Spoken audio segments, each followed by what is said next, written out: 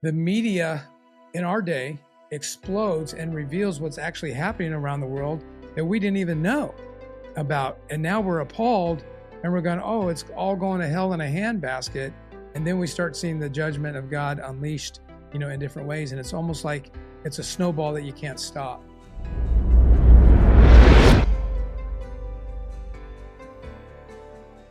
Hey everybody, before we jump into today's episode, we'd like to recognize all those who make this podcast possible. The Lead Today show is supported by all the generous donors of the Lead Today community. Thank you so much for investing in shaping leaders through this podcast. And be sure to like and subscribe on whatever platform you are watching or listening today. All right, let's jump into the podcast.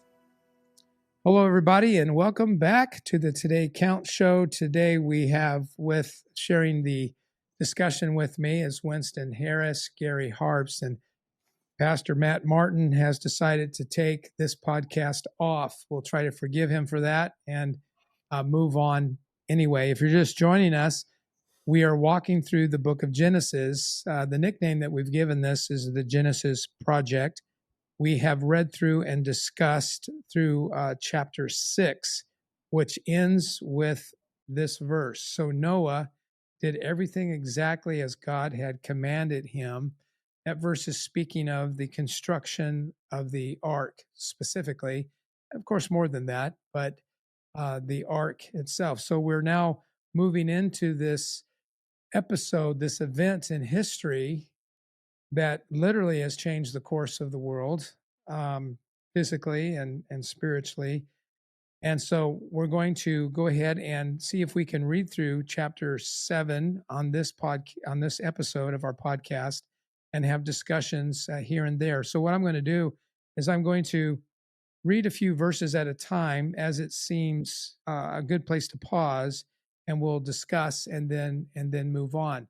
So I hope we'll all enjoy this and join with us. So chapter 7, verse 1 says, and I'm reading out the New Living Translation, says, finally, I almost want to comment there, but I'll keep going. I'll restrain myself.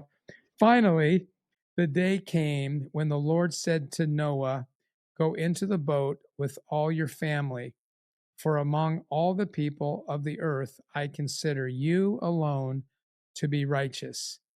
Take along 7 pairs of each animal that I have approved for eating and for sacrifice, and take 1 pair of each of the others. Stop there for a minute. Finally, I think, of course, refers to how long it took Noah probably to build this boat, which they say is somewhere between 70 and 100 years. But one of the things I want to throw out to you guys is I noticed that there's a difference in translations, and I did not go into the Hebrew to study it further, but I still think it's worth noting. In the NLT that I read from, God is quoted as go into, whereas in your more traditional texts, like I think the New King James and other more literal translations, actually says come into. And I kind of saw that as an interesting difference, because come would suggest that God is in the boat, and we know that he is, right? Theologically, hermeneutically, we know that he is in the boat. But I kind of wish the newer translations might have stuck with come into. It also seems to have the analogy of an invitation, to safety or something like that. Yeah, and so I thought that was interesting. And then I guess we should make comments about these types of animals that God was saying was acceptable, or in this translation, approved for eating and for sacrifice, for both eating and sacrifice. And it wasn't sacrifice and then eat; it was sacrifice or eat. And examples that the law gives in the Old Testament, we don't need to go into all of the details, but those that chew the cud, would be an example of the clean animals. So those would be like oxen, sheep, goats, deer. And then fish with, as I recall, fins, I think a set of fins. Not all fish, I think, have a set. Could be wrong about that. Um, Obviously, gills, and then some of the birds would also fit, into that.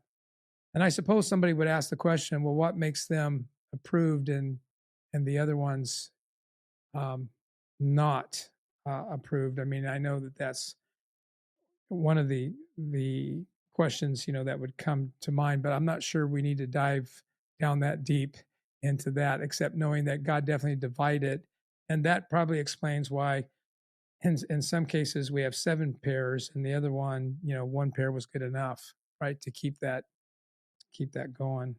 Yeah, for me, I'm reading out of the ESV. In the way it's worded, says, "Then the Lord said to Noah, go into the ark, you and all your household." And just that theme, that phrase, all your household just kind of jumped out to me. And, you could, parallel that with Joshua 24:15. As for me and my house, we will serve the Lord. Just the idea that, Noah was responsible for his household, to lead his household, to take direction for his household. And, are we actively thinking in those terms, versus, what do I need to do? But Noah is being told by God, not just you, but you're responsible for all those, under your voice. And so, yeah, that just jumped out to me. Mm. The entire household was his responsibility. Yeah, we don't think about it as New Testament believers as much, but there is a biblical precedent that God tends to extend His grace through godly parents. Because we know that even in this story, Ham's going to go sideways eventually. We don't cover that here in chapter 7, so he's going to go sideways. He's literally a bad guy, but he's saved. He and his spouse, are saved, not because of them, but because of Noah. Not because Noah was perfect, but because Noah, by faith, trusted and tried to live in God's way. I think it's a really good point, Winston. And so, like, when we get discouraged, if our kids are going, and Winston, you and I just recorded a couple of podcasts about parenting as of late. And one of the things that we pulled out of the Proverbs was that it talked about how blessed are children of godly parents. And the suggestion there is, even if you don't see the results that you want to see when you want to see it, trust God, because His grace extends, through. I think that's the point that you're bringing up here, which is outstanding. It gives them like a second chance almost, right? It's like they're going to get a chance because they were born, but now they're going to get a second chance because they're under a covering of godly parents. They still got to make decisions beyond that. It's not automatic. Yeah, and it's, this picture of dependency, right? And Noah's dependent on God, and then his household's dependent on Noah, and so there's no silo. You can't be in God's will alone by yourself. It takes being connected. Good. All right. So picking up verse, I think it's 3. Then select 7 pairs of every kind of bird. There must be a male and a female in each pair to ensure that every kind of living creature will survive the flood. 1 week from today, I will begin 40 days and 40 nights of rain, and I will wipe from the earth all the living things I have created. So Noah did exactly as the Lord had commanded him. He was 600 years old when the flood came, and he went aboard the boat to escape, he and his wife and his sons and their wives. With them were all the various kinds of animals. I'm thinking about Gary's comments last time of just some of the human factors. What must that have been smelling like, and what must the work have been like to take care of all those? Anyway, those approved for eating and sacrifice, and those that were not, along with all the birds and other small animals. They came into the boat in pairs, male and female, just as God had commanded Noah. 1 week later, the flood came and covered the earth. Well, we know that there are arguments that some want to make that will say that there certainly has been flooding on the earth, but they do not believe in a global flood. They believe in local floods. The rest of this text that we'll read here in just a minute definitely disagree with that. And even this one sentence, the flood came and covered, the earth. I guess if you really want to look at that liberally, you could say that that last verse doesn't necessarily say that, that the highest peak was covered, but that, it's kind of like if you walk into your bathroom and it's flooded, but you would say it's flooded if it was 2 inches deep. So, but the text goes into, more more detail about an absolute total flood. Any comments on those verses before I move on?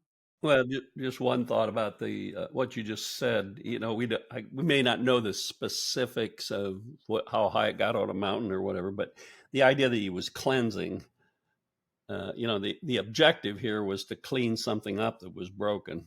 So whatever level of water it went, it achieved what he wanted, or So anyway, the cleansing effect.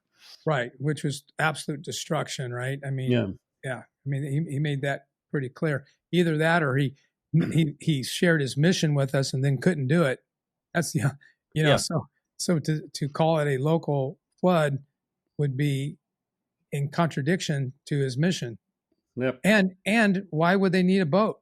Why wouldn't he just say, you guys need to sojourn, 500 miles north, and to avoid this flood that I'm going to, to bring upon. We always just have to be contrary, don't we? Yeah. There's another thought here that it's, again, I color outside the lines, but I find myself rehearsing. People will talk about faith and works and what's the difference and how you live, and so you could say, well, what is it that saved Noah? Was it the boat? Was it God telling him to build the boat? Was it the fact that he actually acted on what God told him? He believed him enough to build the boat. And the truth is, it's all of those things wrapped together. But it starts the very beginning with him believing God. You don't spend decades working on something unless you believe in what you're doing is going to matter. And I'm just sitting there thinking it's dry around here, and people are thinking, well, you're nuts. And finally, the day has come. He's got to crawl into that boat and shut the door. I mean, I don't know. I just try to put myself in there. And how many times when you have a busy day or a crazy day or whatever, and you're tempted to say, is this worth it? Am I, you get weak in your faith. And so anyway, but. No, I think you're right on, Gary. I mean, however long it took him, 100 years or 70 years to build that boat, he had to do that in the face of laughter and antagonism. So I think a message that you're saying is that, true belief, we're not putting ourselves on a pedestal here. We're just saying if we're trying to define belief, true belief includes perseverance, right? And not necessarily perfection, but perseverance, certainly, right? I mean, am I the only one on this call who have had the thought in my mind where, gosh, Lord, I feel like I need to resurrender? You mean today? I don't feel like our relationship is what it should be, what it could be, what it has been. And it's really kind of a cleansing thought when it actually lands, because a lot of people don't even have that thought. That's kind of a scary, thing to think about that. But I think what, as powerful as the words on these pages are, they don't walk us through all of those years and days and decades where he's building that darn ark and the resources it must have taken for that. Yeah, where my mind goes there is faithfulness. Year after year, day after day, you talked about, the resistance, and, literally nobody else but his family, right, responds to the work that he's doing. And I had noted here when I was studying, Hebrews 11 says, by faith he condemned the world. And so I want to invite maybe this thought or conversation, but his faithfulness in some ways, poetically was preaching a message, right? Every time he, used the hammer or whatever tool it was to build another part of the ark, he was communicating a godly message to those around him, and he was having to do that in the face of those not believing him, and he was still having to be faithful to that work. But And that's can't when it's most difficult, isn't it? As I mean, you're stronger among a like community, Yes. than you are in a foreign environment. And I think it's interesting that maybe we don't always see faithfulness as condemning to those who don't believe, but it's confronting them. It's confronting those that don't believe to make a decision. Yeah. And in this context, contrasts. Yeah. Yep. Yeah, I think the beauty of God's gift of faith, because we know that faith is a gift that's given to every human, right? Otherwise, they wouldn't get up in the morning. There'd be no reason for it. I think that as we feed our faith, exercise our faith, we're looking for reasons to believe. We're not looking for reasons not to believe. And there are folks that are looking for reasons not to believe, and it's probably caused by wounds and other disappointments. And it plays against the thing that we've referred to a lot in this podcast, that God has placed eternity in the hearts of men. And so when we believe for something bigger, more, and we don't experience it, it can be discouraging and can set us on the wrong path. So even more, Noah is definitely a hero. We're going to find out, that he blew it, and get in line on that one. But the summary of his life is a faithful follower of Yahweh.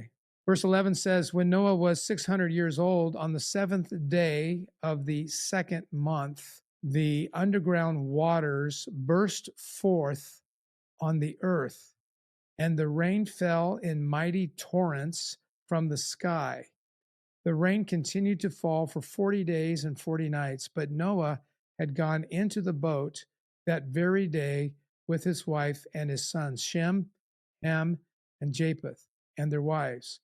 With them in the boat were pairs of every kind of breathing animal, domestic and wild, large and small, along with birds and flying insects, yea, of every kind. 2 by 2 they came into the boat, male and female, just as God had commanded. Then the Lord shut them in. I don't know how important it is, but in the Jewish calendar, the second month is the word ER. I believe that's how it's pronounced, ER, which represents somewhere our April, what we're used to as our April and May. It's spelled I-way, spelled I've already tried to pronounce it instead of read the letters. IYAR. I was just curious, is why I looked that up. And when you're doing Bible study, it's always fun, you can read past something if it's not prudent, for your time. But sometimes something catches you and you go, well, I would know that to be February, but that's probably not February. And so, you look that up, and then you go, springtime. Interesting. Now, is springtime there the same as springtime here? I don't know. I let that one go. I wasn't too involved in solving that mystery there. But there's some big phrases here, you guys, in this section, verses 11 to 16. The NLT says the waters burst forth. The language there describes an explosion. It describes an eruption, volcanic like, if you will. And this isn't a saturating of the ground, a slow groundswell. This is disruptive. It had to be noisy, scary, suddenly, thunderous, right? It had to be, because if we take God's word for what it says, this is the moment in time, and I don't know if this is days where it's doing this, weeks, months. I mean, we know that they were in there for, what was it, 150? I think it's next chapter, 150 days or whatever. But mountains are being formed during this time, and mountains are being dropped during this time. The whole geography of the world is being shifted. What was once an ocean is now a mountain. What was a mountain is now an ocean. I didn't want to bore everybody, but here's some interesting realities. In Salt Lake, uh, uh, geologists have evidence and believe that that was once part of the ocean. If you go 8,000 feet into the mountains there, you will find they have found fossils of fish. One must wonder, how does a fossil of a fish get at 8,000 feet where there are no lakes and just, peaks? Here's another one that I found interesting. In the mid Atlantic, if you were to dive down there or send some kind of mechanism down there, there are large bodies of beach like, shore like sand. And there is no explanation for that geographically other than that it was once a shore of, of the ocean. Just in my novice scuba diving and snorkeling, I've I've always found it interesting that when and I've never done any deep stuff, right? I'm just kind of a recreational um, guy. It's always fascinating to me where you see the cliffs in the ocean, down in the ocean, deep cliffs, and the darkest of dark. In fact, when you get to a certain depth, it's scary, and that's why you take lights, down there. Pretty fascinating thing. So those are just some color that I would add to those verses. I read recently that they're beginning to discover on the inner part of the earth that there's twice as much water below the surface of the earth than there is on the surface of the earth. It's Fascinating. It's embedded in rocks and those sorts of things, but there's just so much we don't know when Even God's yeah, yeah. even just of the earth. Yeah, that's right. And Yeah. so we think, oh, it couldn't rain that much or whatever. Well, there's 2 or 3 times as much water below the surface that we didn't even know was there. Uh, and it says it bursts forth. So we're still learning. I thought and the Lord shut them in, or shut him in, was an interesting phrase. Um, I go straight to the abstract, right, and just the authority and the sovereignty that God has, right? That door had to close somehow. They were inside, right? And so who's gonna close this door if everybody's inside? Somebody would have to be outside to push it. So supernaturally, somehow, whether it was a super strong wind or whatever happened, had to be supernaturally, and it's clear that it was God ultimately that closes this door. And then you get into the word picture in our lives. If we make it practical, right, there's just certain things, certain doors that God has authority over in our lives. And back to Gary's, kind of, what could that experience have been, being in that environment with these animals and all the things that animals do and smell like, and just at some point it had to be an uncomfortable space to be in for an extended period of time, yet God had that door closed for an extended period of time. And so, what can we pull away from this little phrase or idea that, sometimes we're in uncomfortable places, but we're on mission or we're doing a good work, but it's once again uncomfortable, and God has us in that place on purpose. And though it's uncomfortable, it's for us, right? God is allowing us to be uncomfortable ultimately to save us from destruction, right? Discomfort Mm-hmm. can still be a form of safety from destruction, is what I pull away from that. I think about Thomas, doubting Thomas, and he said that he would not believe unless he could, literally put his hands here and there. So I think about the three sons, apparently Noah had believed. So, but imagine liftoff, because a boat that size and then it moves because of the water underneath it. Imagine, I don't know if they call it liftoff. I don't know if they call it when a boat, I guess, launches, Departure, but departure, yeah, the cruise ship docking. departs. Imagine the Thomas like experience where they must have said, "Oh my gosh, we did what our dad told us to do because that's what you do, and here we are." And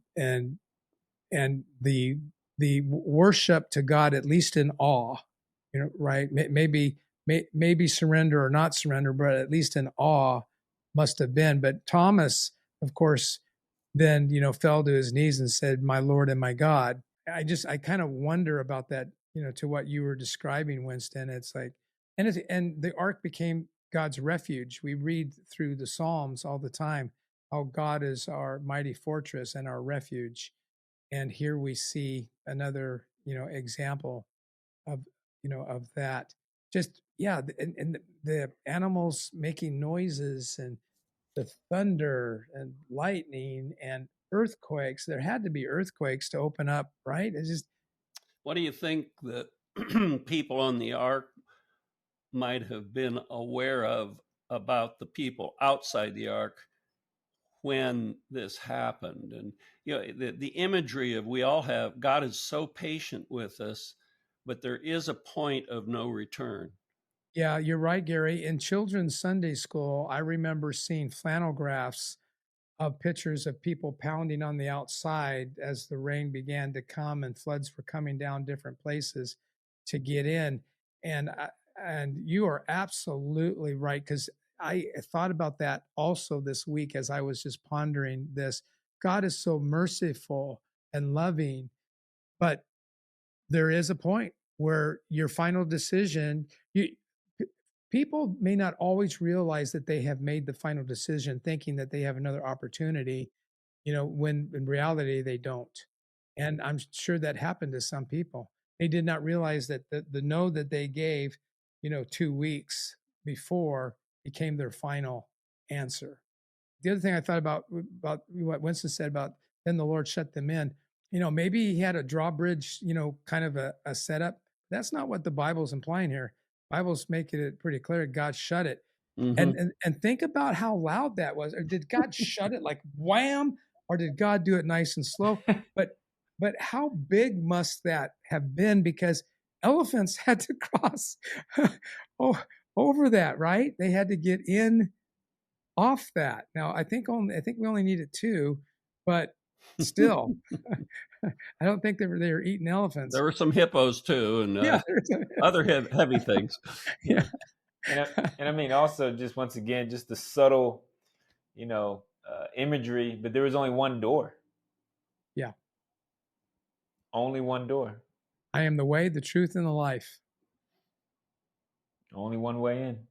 Hey everyone, we're going to take a brief break from the podcast to let you know our very own Jim Piper has released a brand new book called Story, The Art of Learning from Your Past. Everyone has a past, but not everyone learns from it.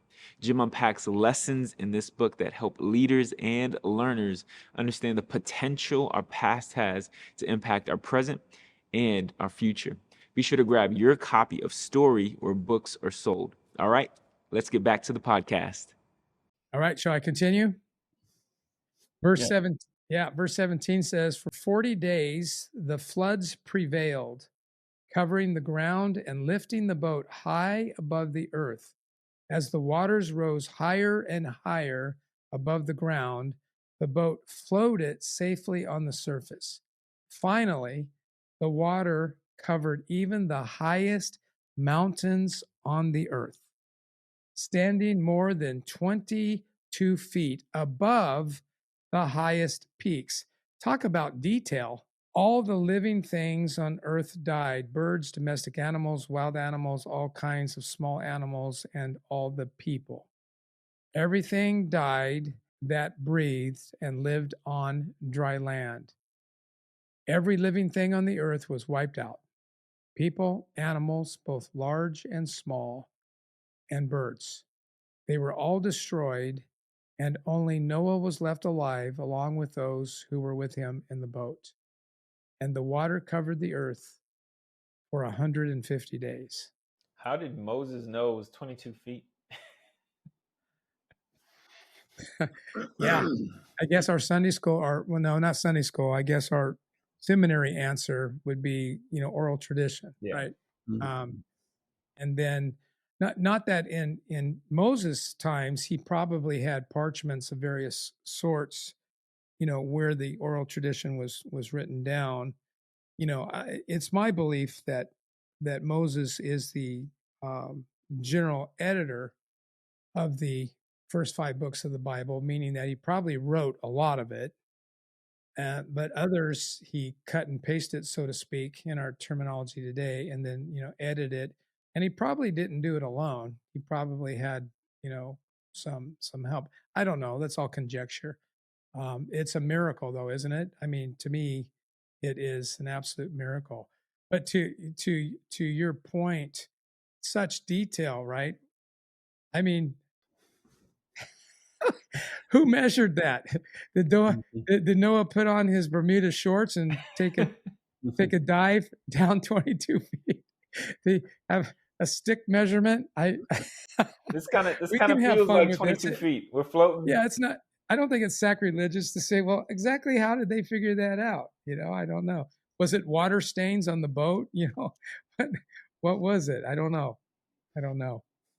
But you guys, one of the things that I want to throw out here, and I think you have the passage in front of you, Winston, is Matthew 24:37, because we're talking about one point in history where God intervenes at a cataclysmic measure, and the Bible tells us that that's coming again someday in a completely different form. But do you have that? Do you have that nearby? What Jesus said in Matthew 24:37? Yeah, let me read that. Reading out the ESV. For as were the days of Noah, so will be the coming of the Son of Man. Yeah, and so I was thinking about that when I was reading this. That kind of popped in my mind uh, when Jesus referred to this. And I was in Atlanta, Georgia, with Pastor Matt. As a matter of fact, I want to say it was maybe 3 or 4 years ago, and we went to a small XP conference. XP means Executive Pastor Conference. And we were there to work on infrastructure things that make churches healthier and that kind of thing. And we had a speaker who got up and put up a chart. I know I took a picture of the chart. I just didn't. I probably should have had it ready to go here and share. But um, the chart showed the population of the estimated population of the earth and the growth of the population. And I think what blew me away is what I assumed was this gradual, consistent, growing of the population. But in reality, it was like hardly any growth and sometimes little dips. And then all of a sudden in the modern era, it exploded exponentially as well as wealth and everything else. And the scriptures teach us that that was kind of the situation in the days of Noah, that there was a rapid population uh, growth. And when Jesus compared the two, I can't help but think about the inferences to the way that men objectified women, how they got out of marriage, how sex was misused. Um, and of course, when we read earlier in Genesis, I think it was chapter 6, where it was describing that every thought in our heart and every deed was wicked, right? Kind of setting up the flood story. And we're not here to shout at the darkness because that doesn't do any good, but to point to the light. Yet, um, boy, does that not represent where we're at today? Population explosion, the people that don't have a need for God, redefining the boundaries and the rules for living, setting ourselves up, and those things kind of scary. Yeah, and earlier in that verse, the disciples are asking Jesus basically like, what are some of the signs of the end of the age? And he basically tells them, see that no one leads you astray, no one deceives you. And if you do a little bit of word study, that idea is kind of a people group straying away from a moral compass. And once again, you start parallel that with our current modern day, not just America, but you just look at humanity in general, and this seeming desire to entertain uh, a lack of morality, to try to create our own ways of righteousness and our own ways to confirm our own desires, right? And so it is interesting the time that we're in. We're always closer to the end than we were yesterday, right? So the scripture is pretty clear. We don't know when, but it is interesting to the level of deception or delusion that we're entertaining as a a human species, if you will.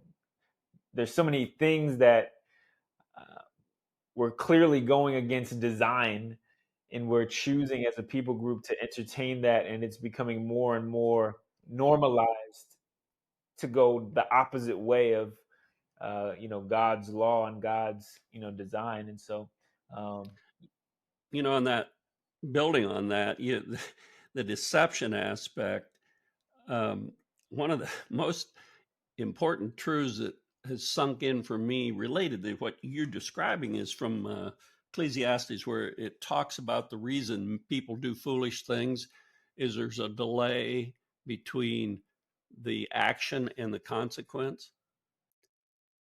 That delay is what God says is why humans get deceived. And so, to your point, this rapid growth in the curve, we start to wake up to the danger at the point that the actions that caused the danger were way before then, and it's too late.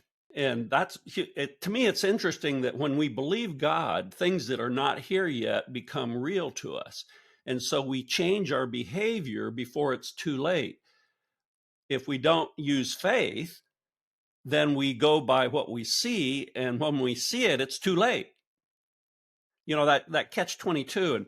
And without time, I've always had this theory that God created time because it requires faith. If there was no time, if there was no separation between when you do something and when you see the fruit, you wouldn't need faith.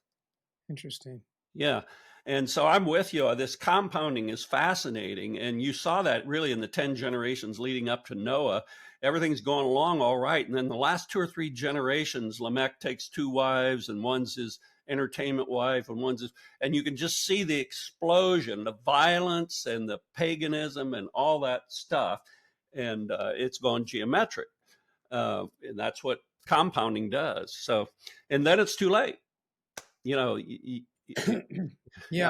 Gary, that's really good. Can I parallel with that with you? Yeah. So, as preachers, we tell people all the time it's never too late, and you know what we mean by that. But in its strictest sense, there is a too late, and and we still have the kind of pride that says, tomorrow. And it may not even be that you die. It just means that you don't even recognize when your last opportunity to be convicted at, the heart. Paul talked to Timothy about that some have severed their consciousness and, or not their consciousness, their conscience. And that's always scared me. That one little verse always kind of put the fear of God in me, because that adolescent, God will forgive me. I'm going to go ahead and do this anyway.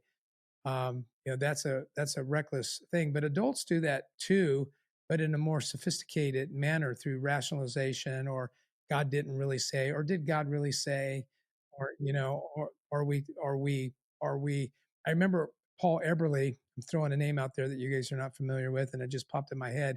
He was 19 years old in my ministry in Southern California. Now we're going way, way back, right? I mean, we're going decades.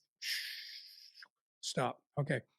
and we were training him for ministry, and one of the ways we did that is on Sunday nights we would have the younger men teach, and he got up and the title of his message, it blew me away.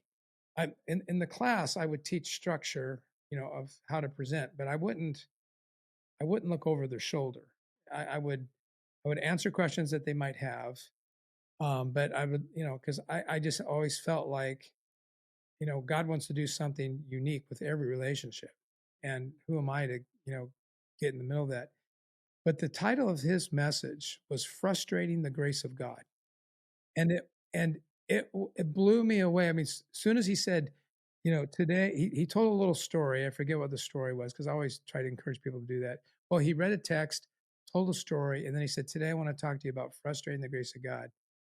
I mean, right then and there, I couldn't get over the title. I thought, wow, is that even possible?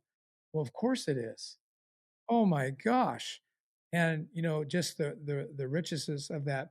Tagging on with that, it's interesting, Winston, that you use the term moral compass.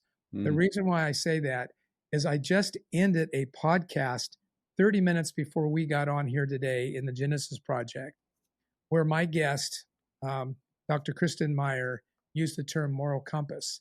And we chased a rabbit for a minute because the implications of the phrase moral compass suggests a creator, suggests a designer, suggests an engineer, a boss, a God, a supreme being. It suggests that because where do we get the true north? Right? That's what we count on with the compass. And when our society begins to committee itself against God and begin to try to create a new north, it's disastrous.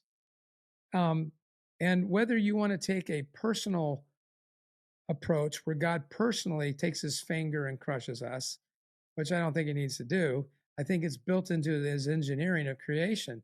I think if you jack with the engineering, you're going to blow yourself up. Mm-hmm. And I think God has that in there. And now I'm not taking away from a personal God. Mm-hmm. I'm just saying he doesn't really need to act because he already has. Mm-hmm. And that is where I'm paralleling with Gary when he's saying time is an interesting creation because in and of itself allows you to make course corrections. Mm-hmm.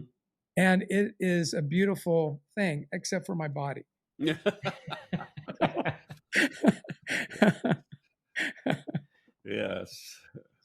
Amen to that.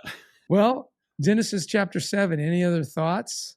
Well, I'm struck by that verse you read, Winston. It says, his disciples they're trying to figure out what's going to happen. And then Jesus makes this allusion back to that time. And I think in that same passage, he alludes to men will be marrying and given in marriage. Yeah. It says, for in those days before the flood, they were eating, drinking, marrying, giving in marriage until the day when Noah entered the ark, and they were unaware until the flood came and swept them all away. So will be with the coming of the Son of Man. Which is interesting that phrasing says they were unaware, except they were aware because Noah was publicly doing this work. So they chose not to be aware. Yeah, that's right. And I assume that's kind of part of what Jesus is referring to is we'll be going along and assuming it's okay and doing the normal things of life and just not paying attention. And it's a miracle that God wakes some of it, he wakes us up. There's no virtue in me that caused me to finally believe in God. There's something he stirred in me and has kept it alive. It's a miracle. Yeah, I think sometimes God's apparent inaction causes us to lose faith, that he is governing. It can numb a community, numb a society, numb an individual. I mean, I don't know if you guys are on the same page as me. I do believe that we can apply the scripture personally, but I believe that the scriptures are predominantly about people groups and nations, and we are to pay attention to what's going on in our neighborhood, what's going on in our house, what's going on in our community, in our state.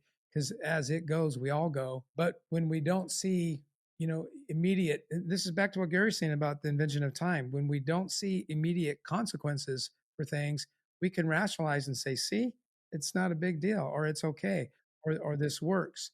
And then all of a sudden, the media in our day explodes and reveals what's actually happening around the world that we didn't even know about. And now we're appalled and we're going, oh, it's all going to hell in a handbasket.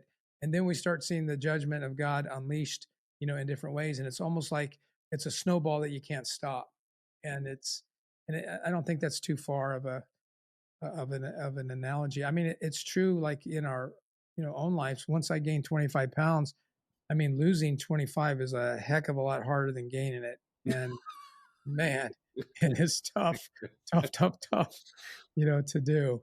But for the listener, don't forget that Genesis chapter 7, more than anything else, is once again revealing the grace and the love of God to keep this creation called humanity moving, to secure a remnant, to warn us, to love us, and to care about us.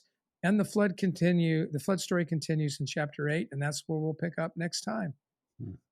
Thank you for joining us here at the Today Count Show. Be sure to like and subscribe on whatever platform you listen or watch so you don't miss any content. And stay tuned for more coming soon.